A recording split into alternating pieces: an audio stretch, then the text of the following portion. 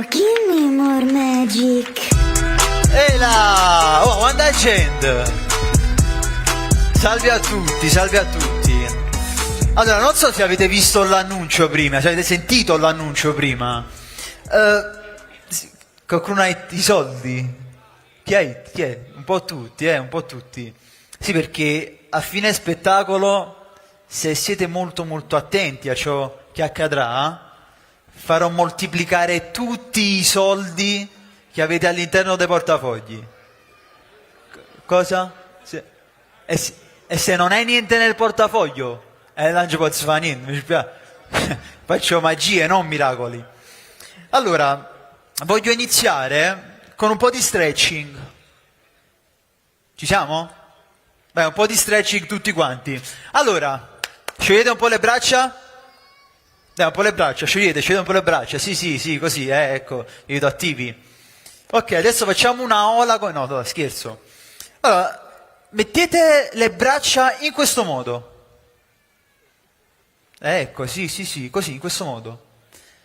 Ora incrociate le braccia e fino a qua. Penso che ci stiamo. Ora abbassate le braccia, le mani in questo modo, quindi così. Incrociate. Bene, incrociate, mi raccomando. Vi spezzate niente che qua. Ok, mi raccomando, i pollici devono stare bene in giù. Ecco, i pollici in giù, benissimo. E al mio 3 fate ciò che faccio io, lentamente. 1, 2, 3. Pian piano, pian piano, pian piano. Com'è? No? Non voglio... Vabbè, andiamo avanti. Io voglio sapere un po' le vostre personalità. Come faccio? Io di solito guardo le persone negli occhi e capisco queste persone come sono fatte. Allora, alzi la mano chi ha un iPhone. Ok. Alzi... abbassate. Adesso alzi la mano chi ha un Samsung. Ok. Abbassate. Alzi la mano chi ha un telefono che non è né Samsung né iPhone. Tutto bene. A me non ci capita niente perché io non mi vedo bene, però io voglio leggere nella testa di qualcuno. Voglio entrare proprio nella testa di uno di voi. Chi vuole venire? Chi è che vuole venire? Vuoi venire tu? Tu? Ci sei? Allora, siccome molte persone potrebbero dire, guarda, ma non è che è tuo complice, decidete voi, urlate sì se lo facciamo venire, altrimenti dite no e scegliamo un'altra persona. Sì o no? No. Dai, vieni. Entra da quest'altra parte. Allora, facciamo un grosso applauso. Allora, diciamo che leggere nella mente delle persone è un po' difficile, però io sono un mago e quindi tutti si aspettano che io lo faccia. Vieni. Come ti chiami? Dai, di nuovo un grosso applauso a Vincenzo. Vince, senti, con questo caldo hai bisogno di un gelato? Mi serve il tuo telefono? Ok, grazie mille. Prego. Buono spettacolo. No, sto scherzando, che poi si dice i napoletani, cose, gnover. Allora, sblocca il cellulare. Quanti contatti hai tu? Tanti, no? Una cifra. Penso 123. 123 contatti. Sono abbastanza. Allora, il tuo compito sarà quello di scegliere un contatto. Ok? Ad esempio, abbiamo Alessandro, Angela, Angelica, Annarita, Centro Massaggi, Jessico Calcetto. No, sto scherzando. C'era solo Jessico Calcetto. Allora, metti l'indice in questo modo, vai, così. Chi sto pollice? L'indice. No, non ti preoccupare, io immagino imparato solo per fare questo gioco. Io non so, solo per fare questo gioco, sai, c'è l'indice e il pollice. Ok, un po' più giù, vai sopra, sotto, scombina la tua lista, vai, scombina. fai un po' di cose, fai quello che vuoi. Ok, quando vuoi ti fermi. Ok. Si shoot. Vabbè, non ti preoccupare, rifallo. Ecco, questo serve a scombinare la lista perché ovviamente non dobbiamo sapere dove capiti, giusto? Normale. La prima persona che ti è uscita è Maria. Ok. Senti, questa cosa la rifacciamo, però il primo nome che ti esce a partire da sopra lo leggerai soltanto tu. Ok? Sei pronto? Il primo nome che esce. Il primo nome. Se ti è scenata voto Maria, magari lo rifai. Ma se ti è scenata voto Maria, sei tu il mago. Che perché è impossibile. Ok? Quindi indice in questo modo. Ok. Mi raccomando. Ok? Pronto? Vai. Quando vuoi ti fermi. Ok. Va bene? Sicuro? Onde evitare che io con la coda dell'occhio posso vedere il cellulare mentre lo alzo e glielo faccio vedere, blocco il cellulare. Ok? Aspetta. Aspetta, questo mezzo è... Ah, ok. Avevo alzato il volume, scusami. Bloccato? Sì. Ok, sbloccalo e nella tua mente leggi il primo a partire da sopra. Nella tua mente. Fatto? Sì. Nella voto Maria? Ah, no. Ecco a te. Allora, io voglio che pensi alla prima lettera del nome di questa persona. Ok? Dammi solo un indizio, perché allora io sono napoletano, come penso molti di voi, ma anche chi non è napoletano salva molti contatti con i nickname. Io per esempio Umast, Fratema Carnal, Ceruz, Giovanna. E questa persona l'hai salvata con un nome o un cognome? Sì. Ok, meno male. Allora, pensa alla prima lettera del nome di questa persona. Pensate. Sei pronto? Sì, già. Ok, già l'hai pensata? Mi può dire un numero che va da 1 a 5, quello che vuole? Da 1 a 5, che è un po' più... No, vabbè, tanto... 4? La prima lettera del nome di questa persona è un 4. Non è un... No, è una lettera. È una lettera. Sì, però, scusate, se io faccio 1, 2, 3 e 4 e posiziono le mani in questo modo, diventa una M. La prima lettera del nome di questa persona è una M. Sì. Allora, no. Io non ho fatto niente. Adesso pensa alla prima lettera del cognome di questa persona. Ah, no. Mi hai dato un indizio. Perché hai fatto troppo velocemente, ok. Invece quando hai pensato alla prima lettera prima, ci hai pensato un po'. Ciò vuol dire soltanto una cosa, che quando una persona non ha bisogno di pensare, è che ha la lettera già in mente. È di nuovo una M? Sì. Ok, adesso voglio che tu pensi all'ultima lettera del nome di questa persona. Ok, pensate. No, mi hai dato di nuovo un indizio. Perché prima hai detto sì, ora hai detto ok, pensato. Come facciamo noi ok con la mano? Ok. E forma una cosa, qui c'è una O, giusto? Sì. E l'ultima lettera è una O. Sì. Allora fa una cosa. Guardami e non fare nulla. Immagina soltanto di scrivere nome e cognome tra i palmi delle mie mani. Ok, ad occhio e croce sbaglierò qualche lettera, ma penso perché sei emozionato. Però... Sì, l'ho scritto. Ok, guardami. Adesso chiudi gli occhi. Per caso la persona è Matteo Morano? Sì. È lui? Mamma mia. Mi esce poche volte questa cosa, ci siamo riusciti. Tutto frutto dell'allenamento. Grazie mille. Ecco, facciamo un altro applauso a lui. Grazie. Ecco, diciamo che mi sono reso protagonista, ok? Ho fatto vedere a tutti voi quanto io sono bravo con la magia. Però è altrettanto bello rendere le persone protagonisti.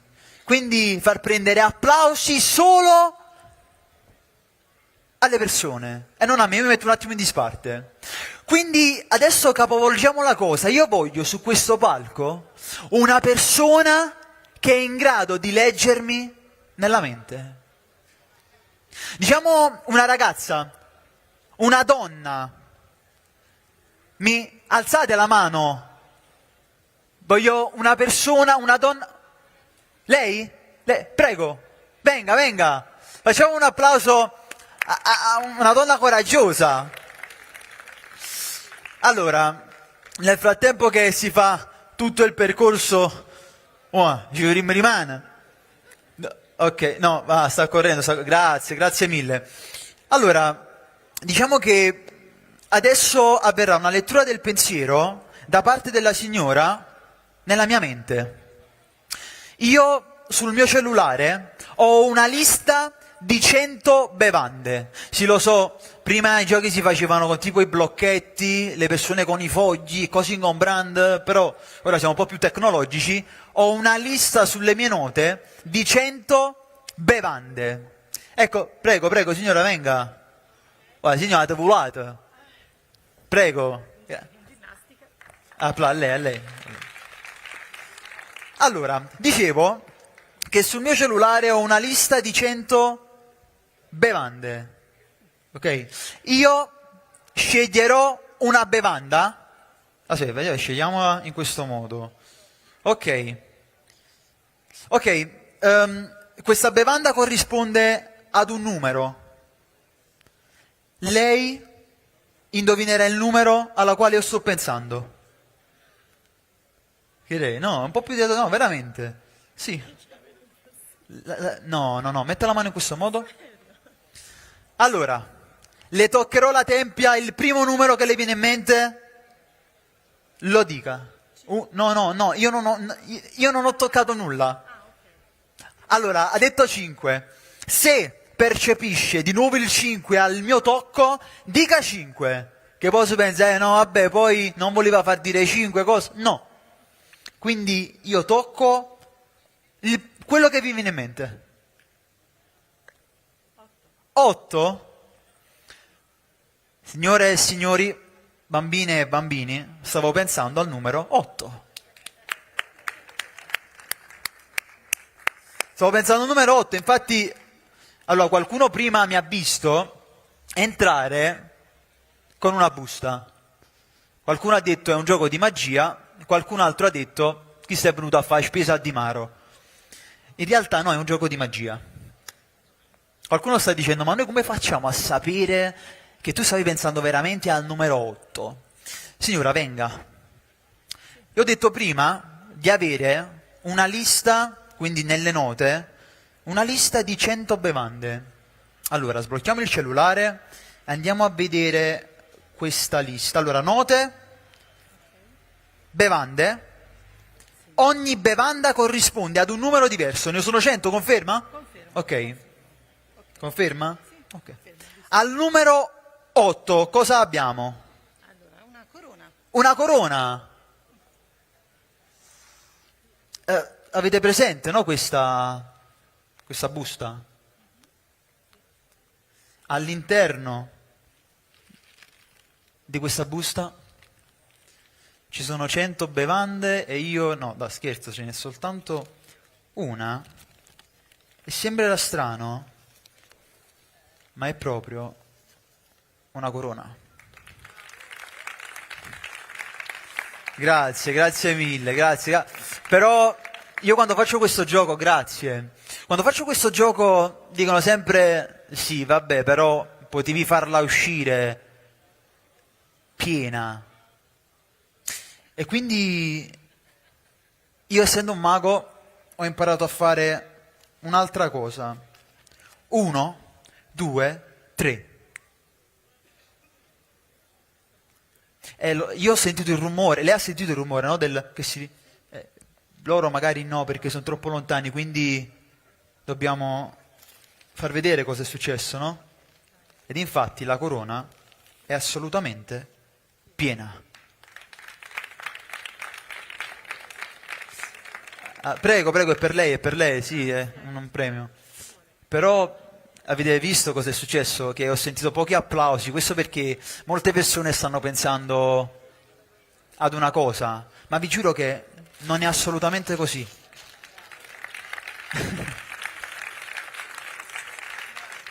Grazie mille, abbiamo vinto una corona. Ci voleva? Magari fredda era meglio.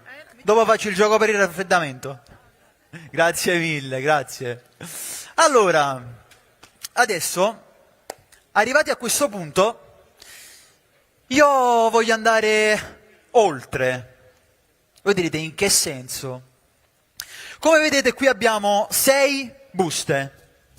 Io penso di essere entrato comunque in confidenza con voi, perché prima comunque ci sapevamo proprio, ma invece vi vedo calorosi, mi piace questa cosa. Allora, cosa avrò dentro a queste buste? Allora, a parte una pietra per ogni busta, perché altrimenti il vento se le portava via, io ho delle basi in legno. Voi direte, ma a che servono queste basi in legno? Sì, perché qui ho una base, qui ho un'altra base, qui ho un'altra base, qui ancora un'altra base, qui un'altra base, ma qui non solo ho una base, ma ho anche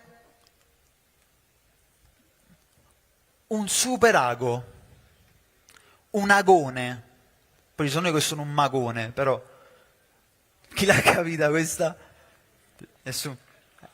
No, l'applauso mi offendo se mi applaudite. Allora, ho bisogno di un testimone. Tu, vieni, facciamo un applauso per piacere. Vieni, come no, vieni qua. Allora, vieni qua. Hai paura di farti male? Hai detto no.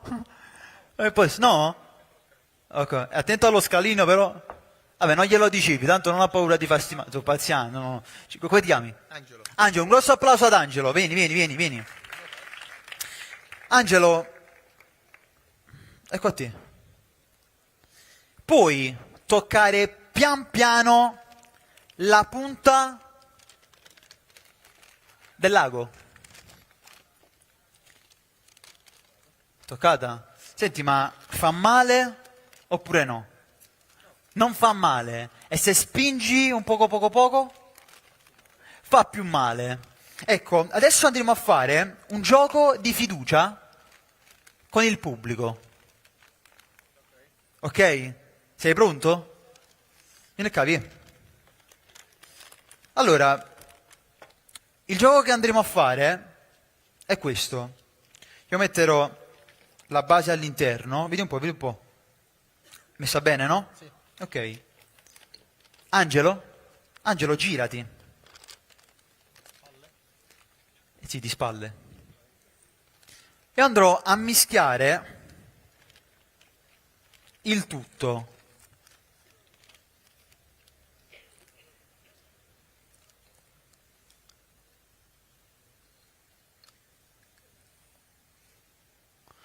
Ci siamo?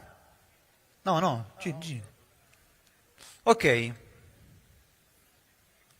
Angelo, io ti dirò a fiducia dove metto l'agone. Ok? Te lo giuro, vado a fiducia. Devi andare a fiducia. Fatto? Qualcuno ha visto dov'è il lagone? Sì? Dov'è? Allora, facciamo in questo modo. Abbiamo 1, 2, 3, 4, 5 e 6. Dov'è il lagone? Nel terzo. Ok. Quindi in questo. Bene. Angelo, Girati. Ecco. Qualcuno sa dove è il lagone ora? Il 3, 4.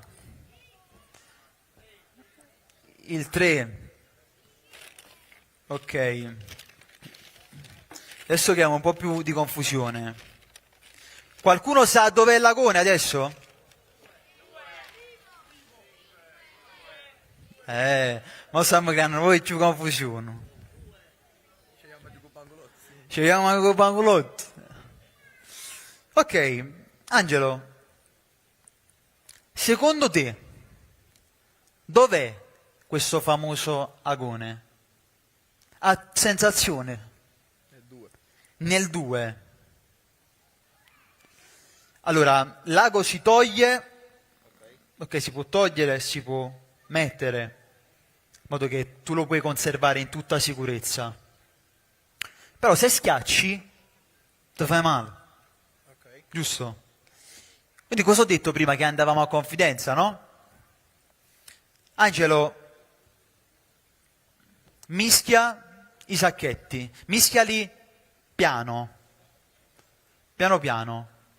Io non sto assolutamente vedendo lui cosa sta facendo, però mi devo fidare. Posso girarmi? Posso? Ok, bene. Angelo, dov'è? 1, 2, 3, 4, 5 o 6? Aspetta. Vai, dimmi. Nel quinto. Tu dici che è nel quinto? Sei sicuro? Secondo voi?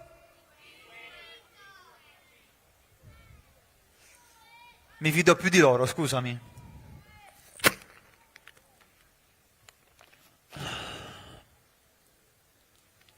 Cosa avete detto voi nel 2?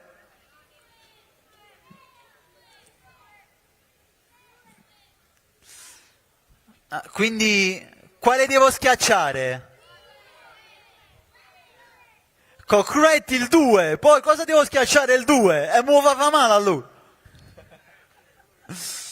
No, però io mi fido molto dell'istinto, no? E secondo me nel 2 non c'è. Angelo, adesso che hai le idee confuse, non puoi essere mio complice, non puoi sapere dove è ora, perché per te era nel 5, per gli altri era nel 2. Adesso sarai tu a guidarmi. Io. Il primo numero che ti viene in mente, da 1 a 4. 3. Angelo. È loco. Quindi non fa niente. Tanto buono buono.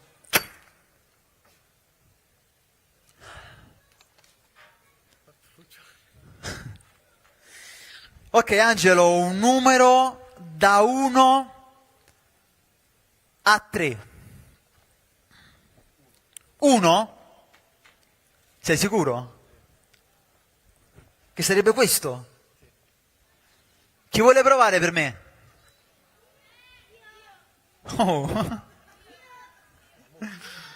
No, no, bambini, il senso del pericolo, poi crescete. Magari senza la mano, è meglio di no. Vado.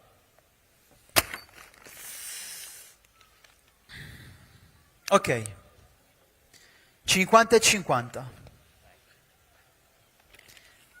Angelo, ti fidi di te?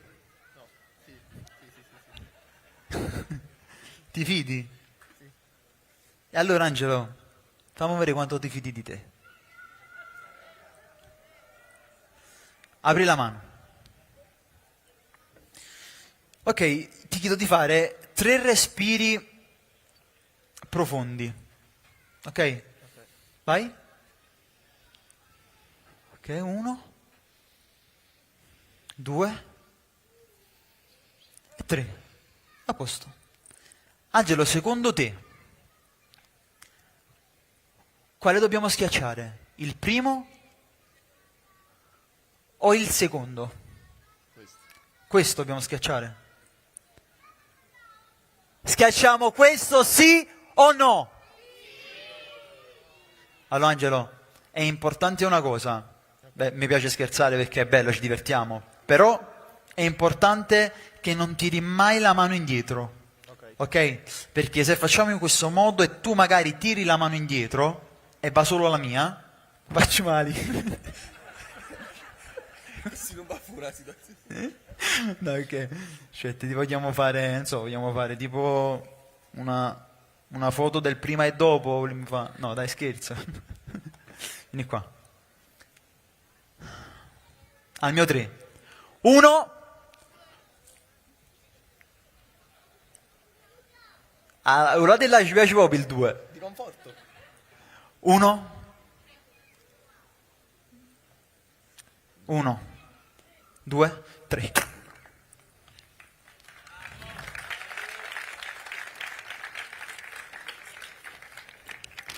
In realtà stavo scherzando perché non c'è il pezzo, ma c'è soltanto una pietra. Sì, magari.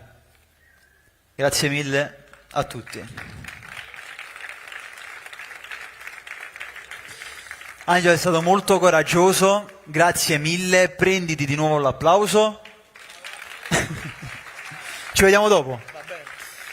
Ah, ok, diciamo che siamo arrivati alla fine e io di solito alla fine mi apro sempre di più. Che significa questo? Significa che voglio raccontarvi una storia. Noi siamo nel 2024 ed è ancora un tabù dire alle persone i propri limiti, no, le proprie paure. Io ad esempio soffro di ansia e attacchi di panico. Io penso che tantissime persone ne soffrono. E il mio consiglio è parlatene con chiunque, amici, genitori, psicologi, perché poi alla fine è importante. Ed è proprio di questo che vi voglio parlare, perché io qualche mese fa ero fuori per lavoro, ero fuori Napoli, ed essendo, diciamo, ecco, un illusionista dovevo fare uno spettacolo. Ero nell'albergo verso le 2 o le 3 di notte e mi viene una sorta di attacco di panico. Quindi decido di prendere un po' d'aria. Però prima di uscire prendo i soldi che c'erano all'interno del mio portafoglio, lascio il portafoglio in camera per alleggerirmi e metto i soldi in un posto dove specialmente i giovani al giorno d'oggi mettono i soldi. Dove? Dietro la cover del cellulare. Perché questa è una cosa che mai nessuno dovrebbe fare. Qualcuno lo sa? Ve lo dico io, perché se perdi il cellulare, perdi anche i soldi. Però, vabbè, è il telefono che uso per secondario, però comunque, ecco, è un iPhone, no? Ci tengo. Io non l'ho persi, perché per fare questo mestiere devi essere molto attento. Non l'ho persi, però mentre stavo passeggiando per questa città alle 2 o le 3 di notte mi si avvicina un uomo sulla cinquantina, mi punta una pistola contro e dice: dammi tutto quello che hai. Io ovviamente se avessi avuto il portafoglio gli avrei dato il portafoglio e lui dall'adrenalina forse sarebbe scappato. Ma non avevo il portafoglio e non potevo dire nemmeno di non avere il cellulare perché nel 2024 non hai il cellulare, finiva chi lo attivo pure. Quindi consegno il cellulare e lui scappa. Scappa e sicuramente era felicissimo. Però lui non sapeva una cosa, che io ero un mago, quindi a me è bastato schioccare le dita, che il cellulare divenne un pezzo di plexiglass e i soldi all'interno svanirono completamente. E quindi la morale della favola qual è? Grazie mille. La morale della favola qual è? Non derubate mai un mago, soprattutto se è napolitano. Grazie mille buon proseguimento di serata e forza Napoli!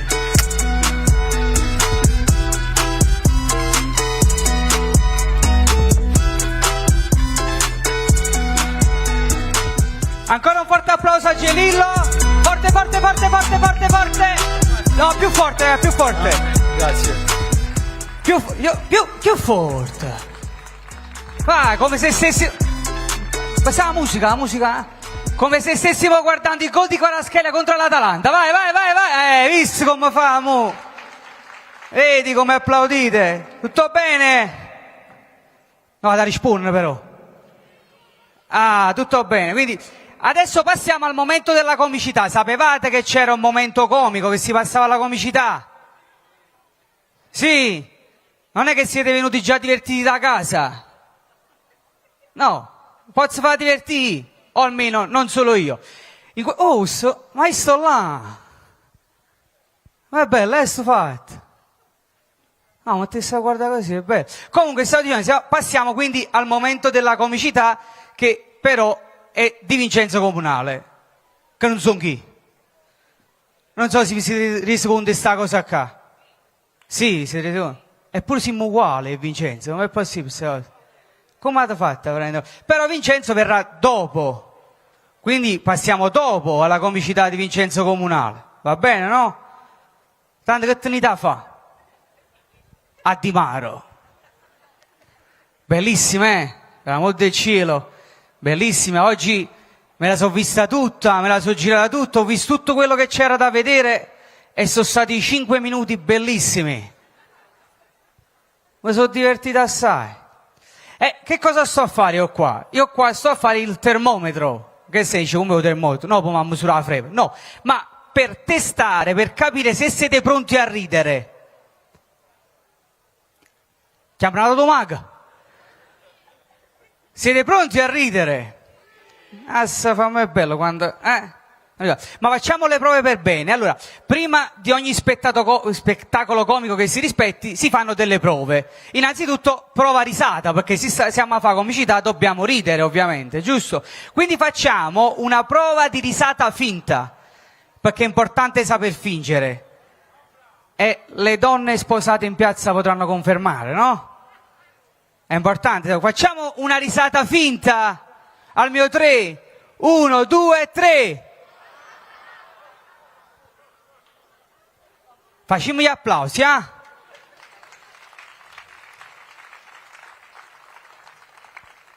Allora, l'applauso l'ha fatto in autonomia, però ci sono 2 tipi di applausi che dobbiamo provare. Uno che non va mai fatto, è l'applauso mezzo e mezzo.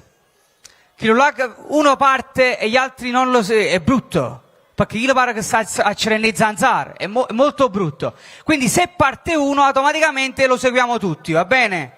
Facciamo una prova pure questa cosa qua, che non mi vedo tanto per la qua. No, c'è 1, 2, 3, se no non ha senso questa cosa.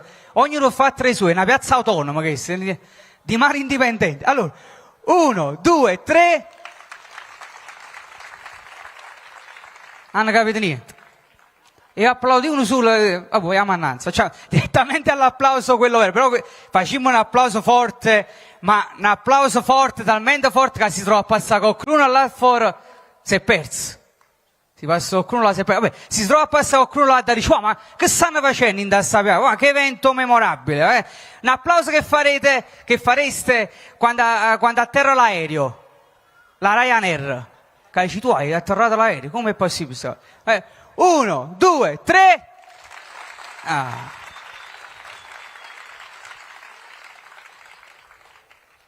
Iniziamo ad accontentarci. Vabbè. Comunque, nulla da fare, se parte un applauso, la da segui tutto quanto. È l'unica regola. Ormai è... Ci ho perso controllo della piazza. Va bene così. Sono comunque molto contento di essere qui per 2 motivi in particolare. Il primo è perché si sta fresco. Voglio a Napoli si muore. A Napoli si muore, veramente si schiatta. Venendo qui mi avete salvato la vita. Anche perché vengo a quarta, proprio nel centro dei Campi Flegrei. Quindi sì, tra oggi rimane zomba Solfatar, veramente mi avete salvato la vita.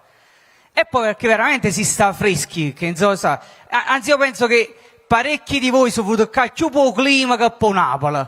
Ci potete stare pure ritirare la Triestina, secondo me parecchi di voi venivano lo stesso, però invece c'è il Napoli, quindi tanto meglio, no? Quindi facciamo un forte applauso al nostro presidente che ci porta sempre in dei posti freschi, almeno affrontiamo l'estate con leggerezza.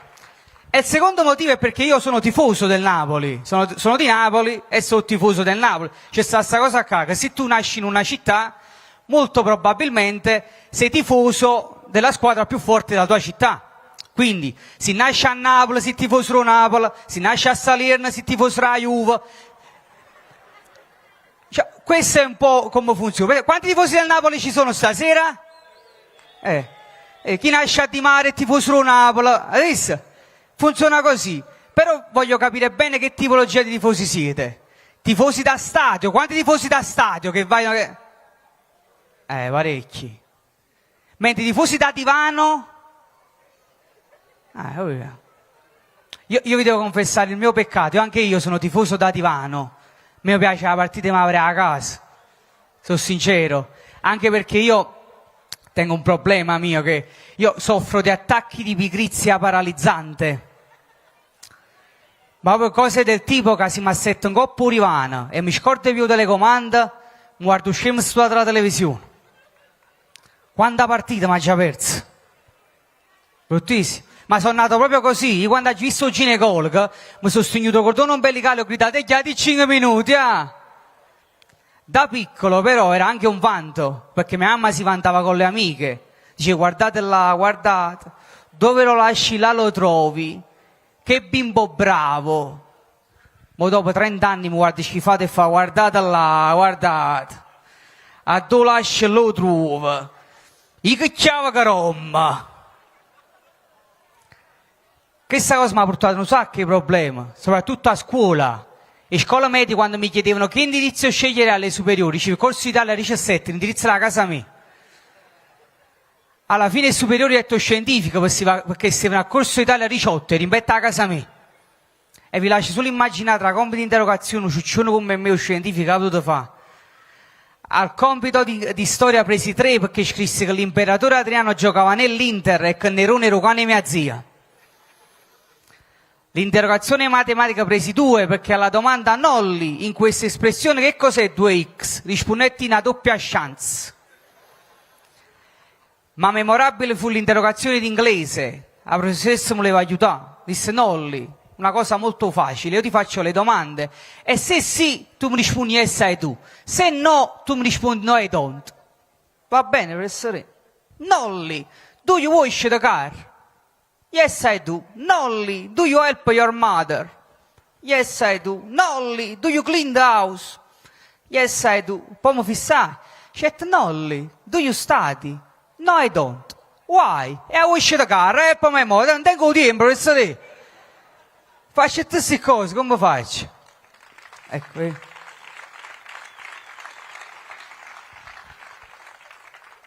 Avete capito qualcosa? Crescendo altri problemi li ho avuto ovviamente con i miei coetanei, perché loro sono giovani, vogliono uscire, vogliono a ballare, io odio andare a ballare.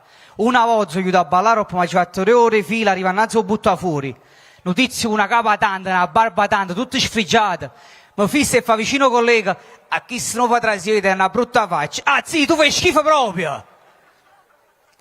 Altri problemi ovviamente li ho avuti con le donne, che stando sempre a casa, l'unico modo erano i social. E chatta oggi, chatta domani, entra anche in intimità con una ragazza. Solo che se una sera bella e buona mi fa: ma sai, parliamo da un po', facciamo qualche passo in avanti. Poi mi dice una cosa che mi distrugge psicologicamente: vienimi a prendere. Facci: ma perché non puoi venire tu qua? E si fa: no, ma forse non hai capito. Mi manda una sua foto in intimo stesa sul letto e scrive sotto: io già sto così.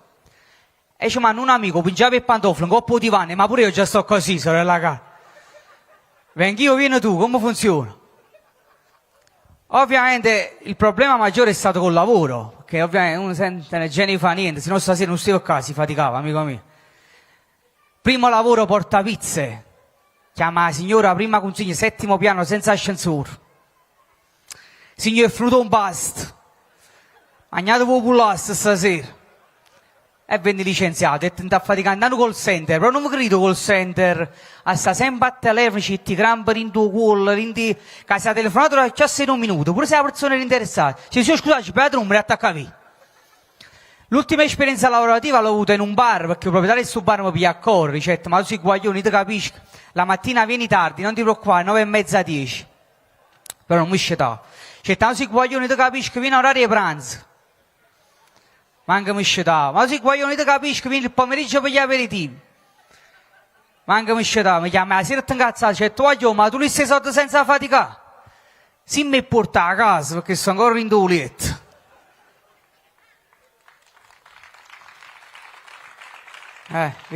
Istruiti bene.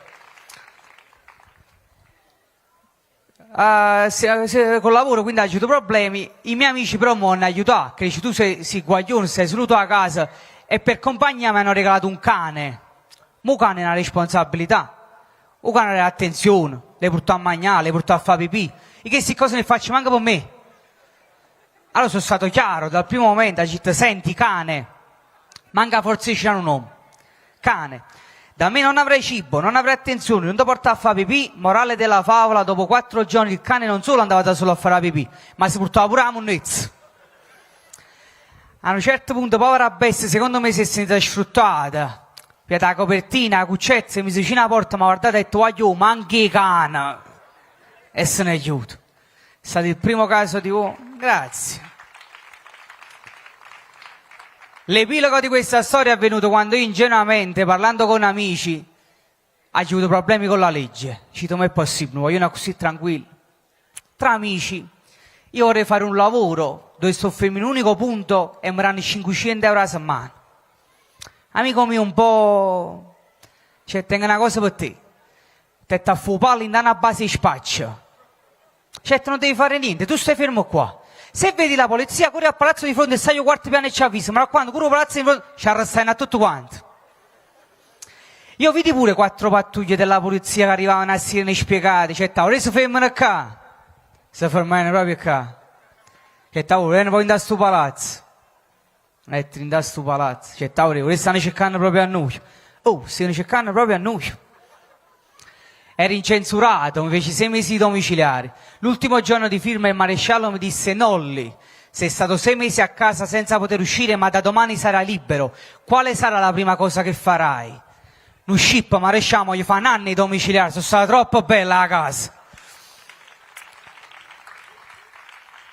E su questo entusiasmo che andiamo ad accogliere il comico della serata, però lo voglio accogliere in maniera particolare, che è un switch così, lo voglio accogliere come si annunciano i calciatori dopo il gol che hanno segnato. Cioè, avete presente? Quindi io dico il nome e voi dite il cognome. È chiara sta cosa? Poi fa capire l'applauso, ci mise 20 minuti, sta cosa qua ci uscì, ma l'avete capita sì o no?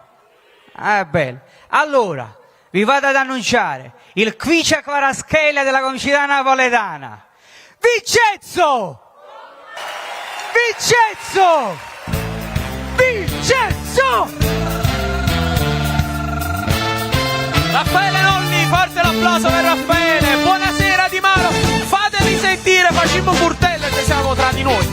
Buonasera, buonasera, grazie. Intanto a proposito di comunale ringrazio anche Di Maro che mi ha intitolato il teatro ancora Giamorino, che è il teatro comunale qua a fianco. È sempre un piacere tornare, per me è il 2° anno, abbiamo rinnovato con la società. Quanti stavano pure l'anno scorso per alzata di ma siete rimasti qua a dormire? Cioè...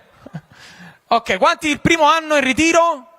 Ah, bello, bellissimo, benvenuti o bentrovati. Io ringrazio sempre la società per la fiducia. C'è un applauso al Napoli che organizza tutte queste belle cose, a parte il ritiro, gli spettacoli.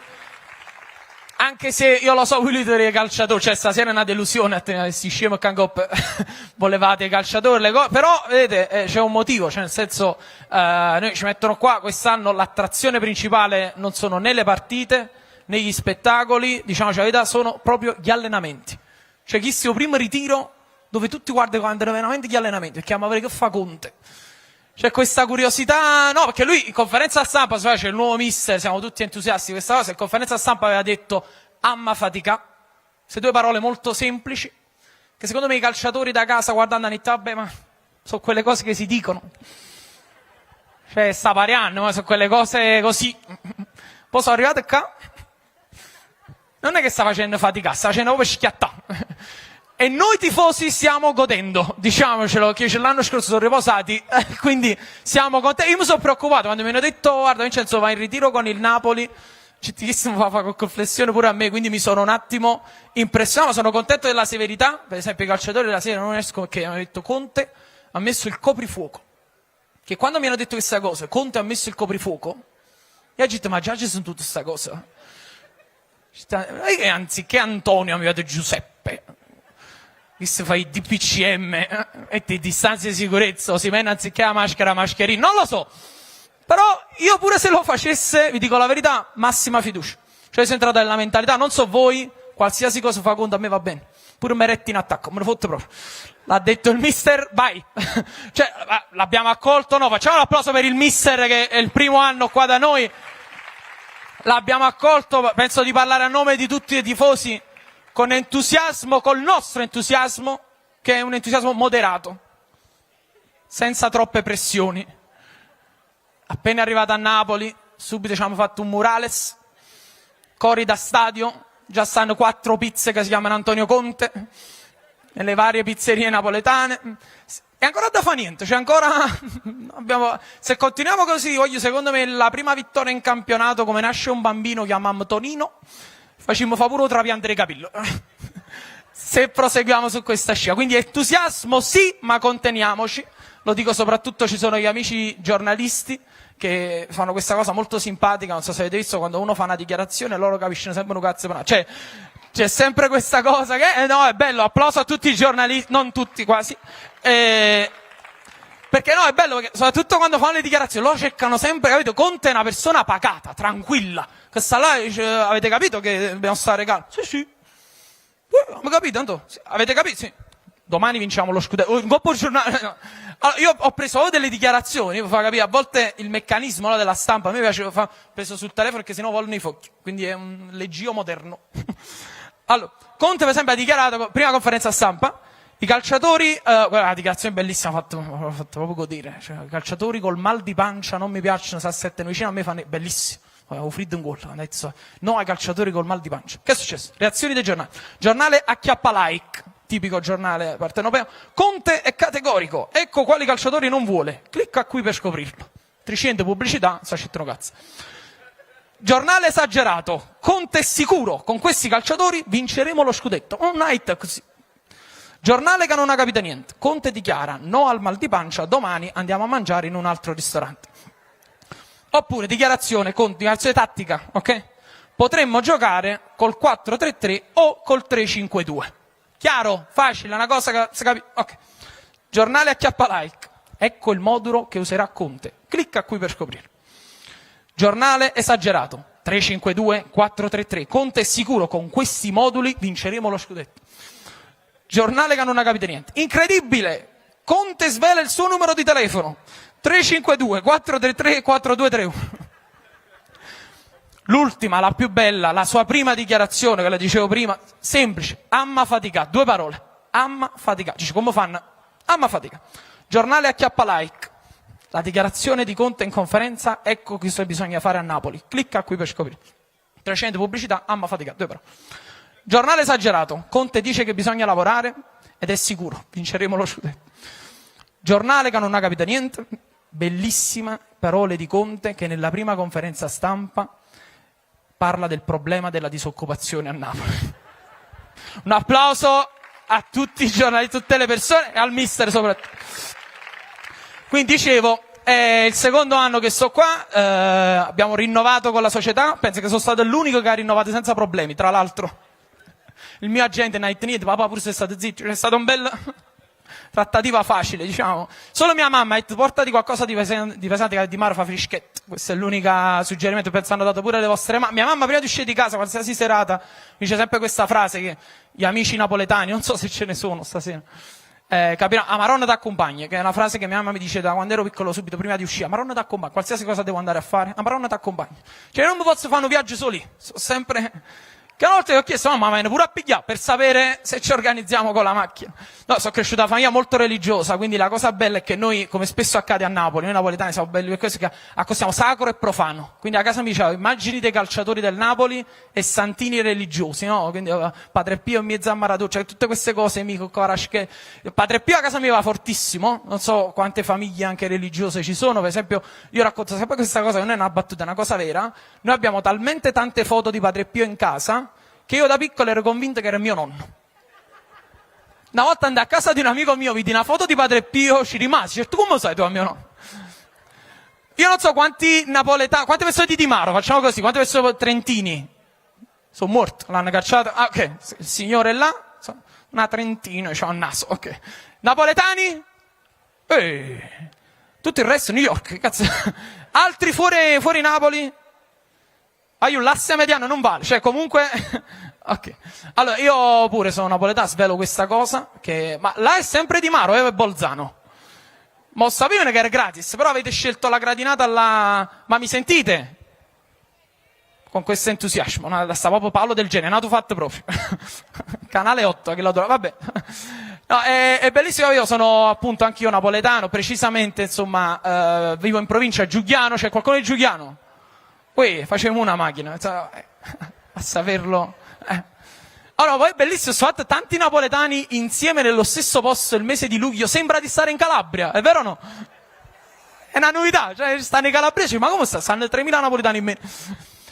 No, è bellissimo, io sono appunto della provincia di Giugliano che è collegata, voi lo sapete, bellissimo che posso parlare con voi, perché io spesso mi esibisco anche all'estero, no? Pure a Milano. Quindi certi riferimenti si perdono. L'asse mediano, io Giugliano la definisco la capitale dell'asse mediano, perché è bellissimo, è collegata, no? Conosciamo bene l'asse, lo spiego agli amici, al signore là del Trentino. Vabbè, voi state pieni di strade sterrate, di campagna, l'asse mediano è così. Solo che essere a scorrimento veloce, quindi è una difficoltà, se piove diventa acquapark. Noi abbiamo le buche in più, che infatti a voi vi manca, tra qualche anno vi auguro veramente. No, c'è questa difficoltà, no? L'asfalto e l'asse la conosciamo. E io racconto sempre questo aneddoto che secondo me sintetizza cosa significa essere napoletani, perché unisce una cosa bella, la genialità, a una cosa brutta, purtroppo, quindi anche un aspetto negativo, la criminalità. Qualche tempo fa, qualcuno se lo ricorderà, qualcuno ha cancellato la prima parte delle indicazioni stradali da sopra l'asse mediano, sui cartelli. Quindi che è successo? In tutti i paesi della provincia, sulle indicazioni, Giugliano, Mugnano, Qualiano, Arzano, erano diventati tutti quanti, siete stati, cioè, cioè se tu prendevi l'uscita giusta era culo. E perché vi racconto questo? Perché io, che faccio comica da napoletano, so benissimo che la comicità più bella è proprio quella spontanea, involontaria. Noi a Napoli siamo bravissimi a sdrammatizzare, cioè a trasformare anche le cose tragiche in cose comiche. Per esempio, l'anno scorso è successo questo fatto, non so se vi ricordate, è crollato una palazzina nel cimitero di Poggioreale. Vi ricordate, a Napoli? Crollato, questo fatto di cronaca, tragico. Qual è il risvolto comico inaspettato? Io stavo a casa con mio nonno, passa questa notizia al telegiornale, Napoli, crolla palazzina del cimitero. Mio nonno, wow, sa quando è morto. Io non scriverò mai una battuta così. Grazie, fatelo insieme, l'applauso no pare veramente zanzare e non mi sembra il clima. Ma siamo pieni di questi esempi. Qualche anno fa, Casoria, succede questo fatto, questa è una battuta che faccio a Napoli, ma stasera è Napoli. Casoria, succede questo fatto, dei ladri rubano una busta per la trasfusione del sangue, quelle sacche per le trasfusioni, avete presente? Non so per quale motivo rubano questa sacca di sangue.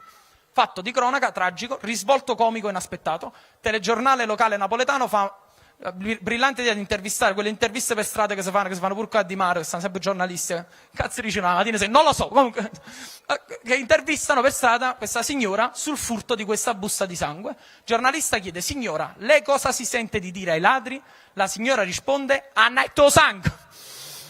È poesia, signori, solo noi possiamo fare questo.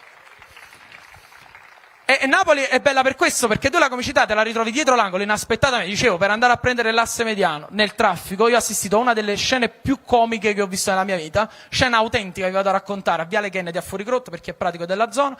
Stanno là, una macchina, una Lancia Y, essendo una Lancia Y, 4 ragazze dentro. Se siete uomini e guidate la Lancia Y, non fa niente, l'omosessualità è accettata. Quindi, donne che guidano questa Lancia, 4 ragazze che potrei definire brenzole, ma non lo farò. Cioè, le loro unghie suggerivano il contrario. Comunque, 4 ragazze con dei figli a carico, quindi diciamo, erano delle neomamme, ok, sulla trentina d'anni. Stava questa qua in macchina, le 3 amiche scendono per darle indicazioni perché il parcheggio era molto stretto, ok? Quindi le 3 amiche scendono con i bambini in braccio, la brenzola leader, diciamo, resta al volante. E le altre 3 da fuori fanno, vai più avanti, più indietro, a destra, a sinistra, e fa sta manovra complicatissima. Lei, dopo 1000 manovre, riesce a parcheggiare, la lancia, scende dalla macchina, le danno il bambino, diciamo, quello intestato a lei. Lei lo prende in braccio, sembrava una storia a lieto fine, tutto bello, la macchina parcheggiata, finché a un certo punto il dramma.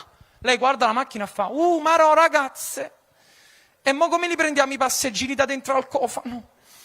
È parcheggiato troppo stretto. E lì l'illuminazione, la genialità, prende il bambino, lo mette per terra, dice, oggi mamma si è imparata a parcheggiare, tu ti impara a camminare, e se ne va.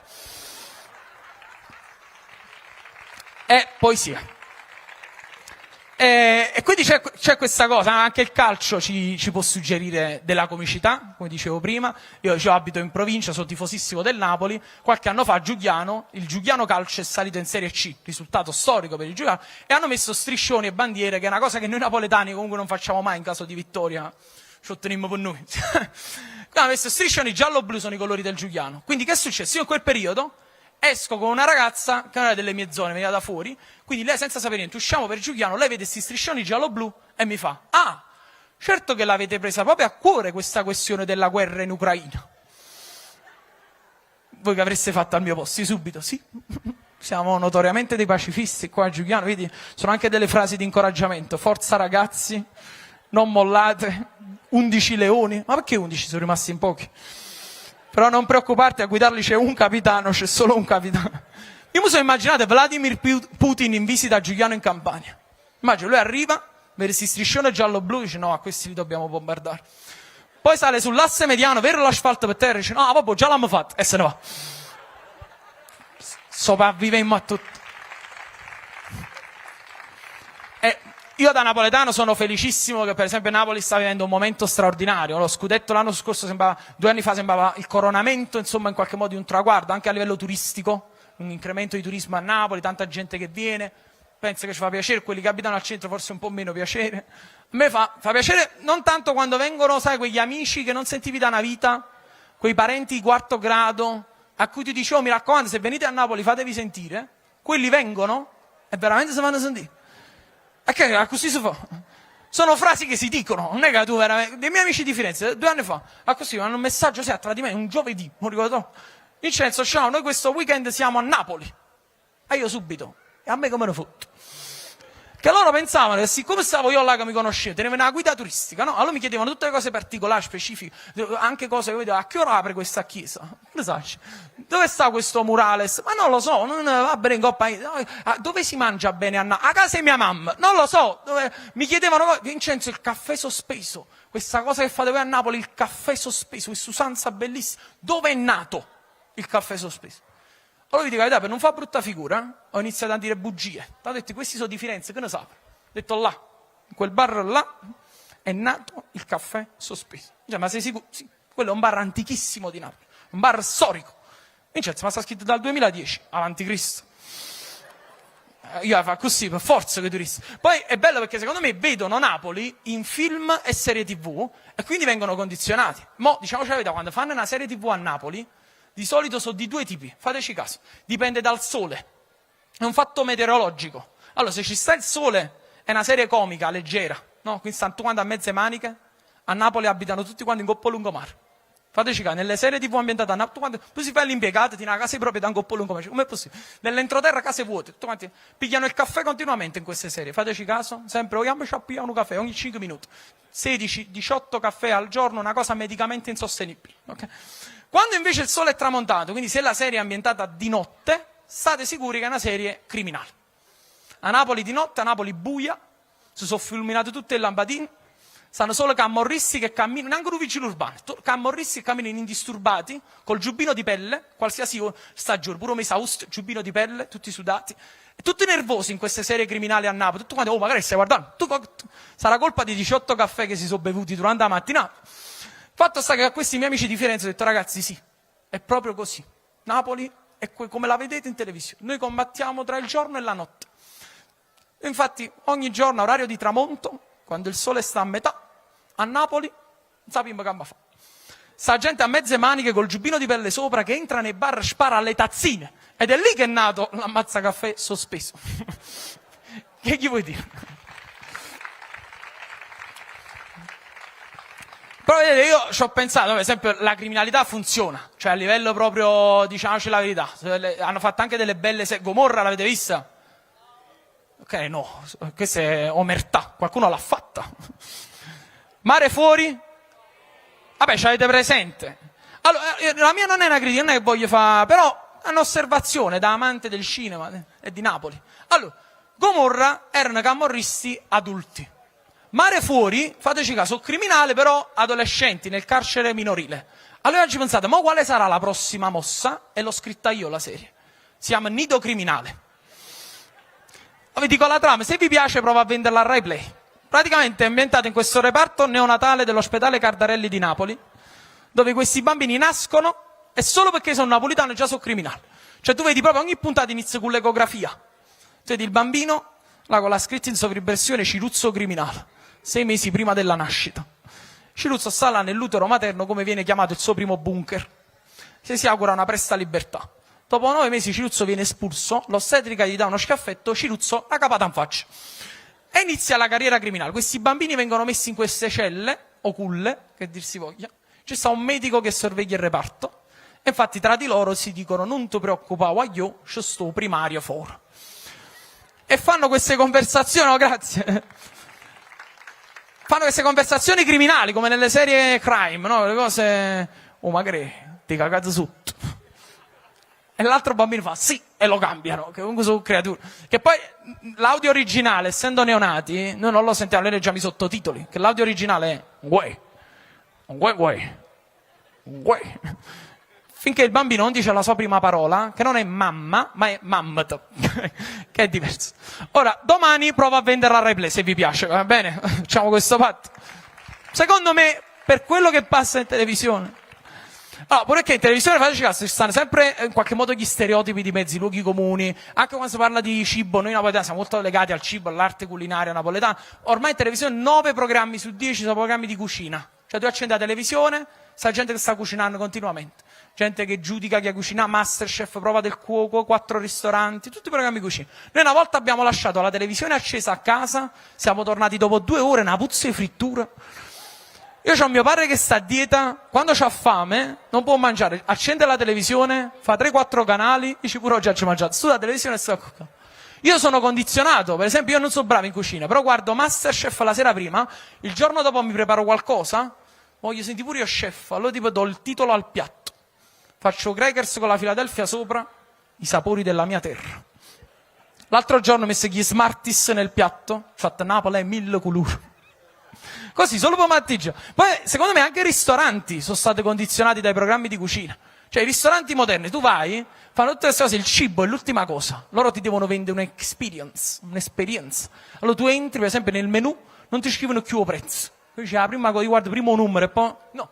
Tolgono che è volgare. Scrivono il piatto, a volte non ti dicono neanche cosa contiene il piatto. Fanno queste descrizioni così. L'altro giorno sono stato in un ristorante, stava la parmigiana di melanzane, come descrizione sotto sei uscito solo come la faceva tua nonna. Dice, chi se ne sa? Una questione di principio. Così l'ho chiesto al cameriere scherzando. Tutto mi aspettavo, tranne che uscisse lo chef dalla cucina, che si vicino al tavolo, disse sì Vincenzo, ti stavamo aspettando. Devi sapere che tua nonna e mia nonna erano amiche. Tanti anni fa mia nonna ha fondato questo ristorante e tua nonna le ha insegnato la parmigiana di melanzane. E da quel giorno noi abbiamo scritto questa frase nel menù riferita proprio a te, sperando che prima o poi un giorno tu arrivassi qua. E quel giorno finalmente è arrivato. Io mi sono emozionato. Sono rimasto quando quelli del tavolo a fianco hanno chiesto la stessa cosa. È uscito lo chef, ha detto sì Pasquale, ti stavamo aspettando. Tua nonna e mia nonna erano amiche. Ed è bello per questo, è bello per questo. A me piace molto questo fatto, per esempio, dicevo, i ristoranti moderni ti devono vendere l'esperienza, no? Dicevo prima. Quindi quando per esempio vai, a volte fanno questo fatto che non ti fanno tenere il cellulare, perché è brutto, vai nel ristorante, metto il telefono in coppo tavolo, oppure è brutto che vedi gente che sta allo stesso tavolo, non si parla, tengo il telefono in mano, no? Allora alcuni ristoranti contemporanei hanno fatto questa cosa che non ti danno la password del wifi. Ci avete fatto capire? Per incentivare il dialogo? Oppure si prendono proprio il telefono, mettono da parte in dei centrotavoli, in delle cassettine. Bello, ho detto, siamo andati recentemente in un ristorante così, arriviamo all'ingresso, 2 di loro si prendono il telefono, noi entriamo, ci sediamo al tavolo, arriva il cameriere, fa ragazzi allora per ordinare dovete scannerizzare il QR code. E là capisco che quelli di prima non lavoravano per il locale. Cioè, era un'experience, un ship fuori a un sushi a Chiaiano, però comunque un'experience. E il telefono ormai io siamo, cioè abbiamo penso tutti quanti, onestamente non è un fatto generazionale, quanti c'hanno per alzata di mano sempre il telefono a portata di mano, diciamo nei paraggi che lo usano, onestamente, chi non ha alzato la mano lo sta usando mo'. Non ci credo. È così, non è un fatto generazionale, perché ci relazioniamo diversamente proprio in base all'età. Cioè, è vero, la tecnologia a volte dipende pure dalle generazioni. Quanti hanno stasera tra i 20 e i 30 anni? Alzate la mano. Ok, sta divertendo assai. 30-40? Ok, alziamo un po'. 40-50? 50-60? Quanti stanno più di là che di qua? Siete un pubblico eterogeneo, fatevi tutti un applauso, siete belli, vabbè, variegato, mi piace, famiglie, anche bambini. Allora, secondo me ci sono delle differenze sostanziali con l'approccio alla tecnologia. Perché? Allora, perché vi dico questo? Se io, per esempio, Google Maps, navigatore, se io metto il navigatore, io ho 28 anni, metto il navigatore, è perché voglio seguire il navigatore. Cioè, il navigatore dice gira a sinistra, io giro a sinistra, qualsiasi cosa, pure se sta un umore, io vado, like Google, ok? Mio padre no. Se mio padre mette il navigatore è perché lo vuole contraddire. Cioè un navigatore dice girare a destra, mio padre, che ne so. Ho capito che strada mi fa allungare. E che cazzo ne mi sa fare? Che poi spesso mio padre fa soltanto che non lo mette perché è scomodo, perché c'è il telefono con la cover 3 metri per 3 con lo sportellino davanti. Che se c'è meno di 45 anni la cover con lo sportellino non te la vendono proprio. O cinese fa troppo giovane. Tanti genitori che si riconoscono. Mio padre s'atteggia, te ne copre con lo sportellino, usi tipo borsello, metti chiave alla macchina, i soldi.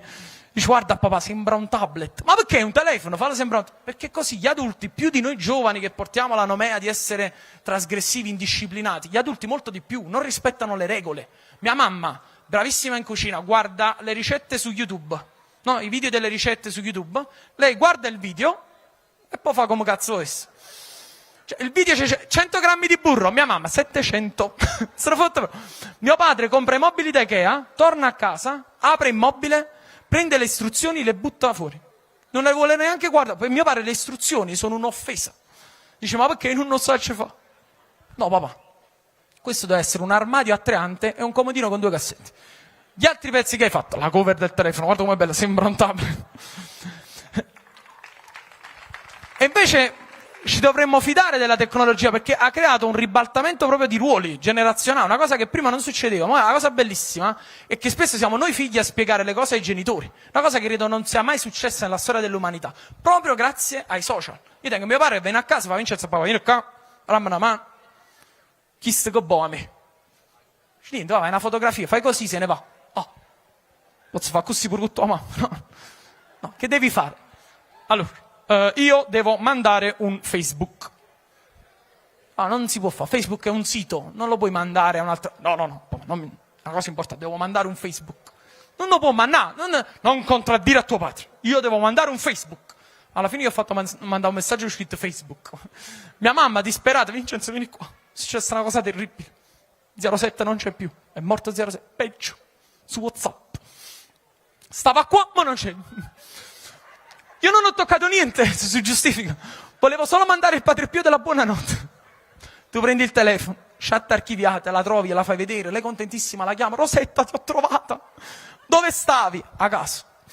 Senti, a proposito, ma tuo marito mi ha mandato un messaggio, ho scritto Facebook, ma che sono meraviglioso, un applauso a tutti i genitori anche. Questa cosa ha delle conseguenze, no? Perché dicevo, mio padre non si fida del navigatore.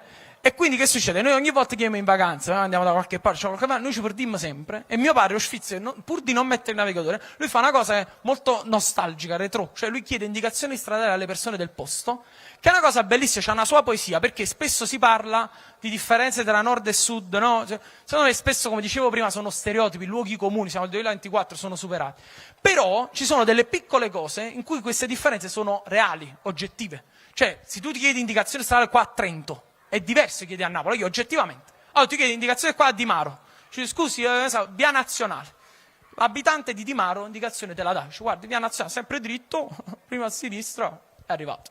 Semplice, veloce, rapido e indolore. Manco tempi di indicazione, già stanno con la bicicletta in montagna.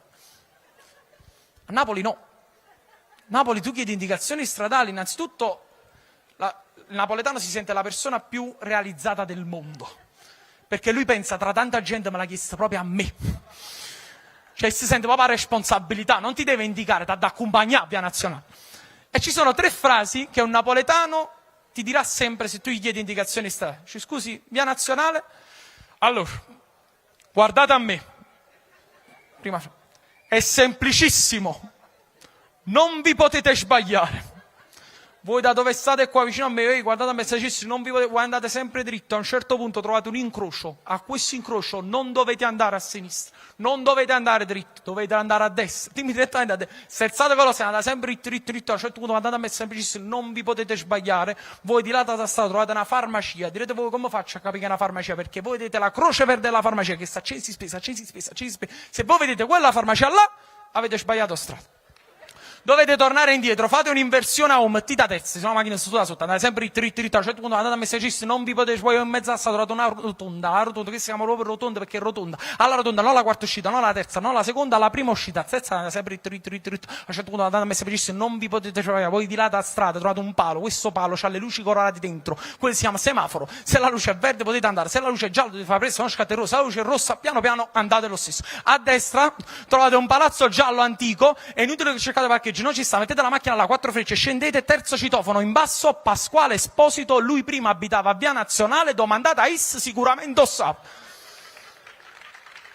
Siamo diversi e va benissimo così. Allora io ci ho pensato, a me mi piace quando a fine spettacolo i comici danno un messaggio, una cosa motivazionale, e volevo fare pure così, che le cose poetiche a fine spettacolo, belle, che danno un messaggio, ha fatto ridere ma anche riflettere, e io ho pensato, sai, quelle cose, mo siamo al ritiro del Napoli, bisogna credere in questa società, però è brutto quando uno dice quelle cose credete nei vostri sogni. Cioè, per esempio, io da giovane mi sento dice sempre credi nei tuoi sogni, che è una cosa che mette in ansia, un gol esagerato. Quindi, il mio messaggio questa sera finale è: non credete nei vostri sogni, credete nei sogni degli altri, che è molto più comodo. Aspetta, sta un motivo logico, è molto più semplice, perché tu ti togli delle responsabilità. Io questa cosa la applico nella mia vita, che io ho mio fratello che studia ingegneria informatica, è ingegnere, io punto tutto su di lui, è lui che deve dare soddisfazione a mamma e papà, ha da mettere a posto, tipo Elon Musk, da diventare miliardario, mette a posto tutta la famiglia. Però che succede? Che mio fratello nel frattempo sta andando al computer a studiare ingegneria informatica,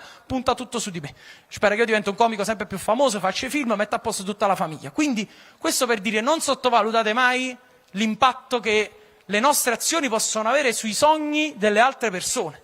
Io, nei confronti delle altre persone si possono fare tante cose, noi le altre persone possiamo farle piangere, possiamo farle ridere, come spero di aver fatto pure io stasera con voi, e come io vorrei fare sempre, cioè almeno fin quando mio fratello non diventa multimiliardario facendo l'ingegnere e non sistema tutta la famiglia. Grazie. Grazie mille.